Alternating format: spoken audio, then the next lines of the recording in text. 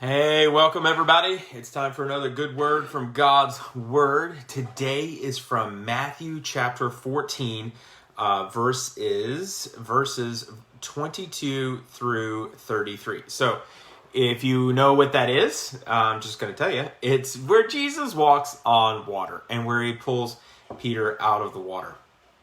And so if you don't know the story, what happens is Jesus has just fed the 5,000. John the Baptist has just died. Jesus was trying to mourn that. And then all these people came and they wanted to hear from Jesus. They wanted to hear him teach. They wanted him to heal people. And so so Jesus is like, all right, let him come. And so he taught them all day long. And then they were like, and the disciples were like, they're hungry. And Jesus like, feed them. And they're like, what? And he's like, yeah. And then he feeds the 5,000. So like, Jesus is exhausted. He's got to mourn his cousin who just died, and then he's been teaching all day, and I can tell you, like, there ain't no tired like Sunday morning tired after teaching all day long. So I can imagine like how tired he was. So he decided to wait on the shore by himself, spend time with God, and he sent the disciples across the Sea of Galilee. And so as they're heading across the Sea of Galilee, a storm whips up. They're all worried about what's going on. And then Jesus starts to walk across the water to them. Peter, who is Jesus' protege, says, hey, I want to do that too. I see you do that. I want to do that. And so that's what Jesus said, all right, well, why don't you just step out of the water and step out?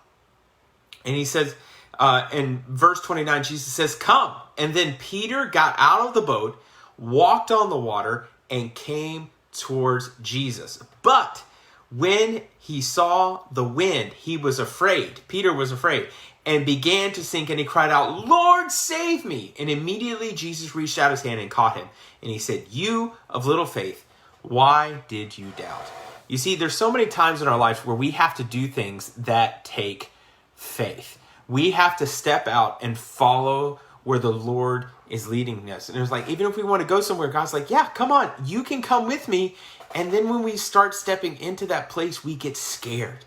We get afraid of what is coming, of what is heading out. And so we start to see all the obstacles in our way. We start to see all the craziness, all the bad things that are happening to us. And then we lose faith and we begin to sink just like Peter did. We can't do that. We have to have the faith. That's what Jesus looked down at and says, you of little faith. Trust that God is there with you, that God is going to watch over you, that God is going to take care of you. Because Peter literally could have walked with Jesus probably all the way across the Sea of Galilee. We don't know how far he was going, but he could have walked at least a little while, and that would have been totally awesome. But Peter, who had enormous faith, he had little faith. And it caused him to sink down. And so whatever you're going through in life with all the coronavirus and all the craziness and school starting, and the people think about homeschooling and people think about doing virtual school, and you're like, what are we going to do with our lives?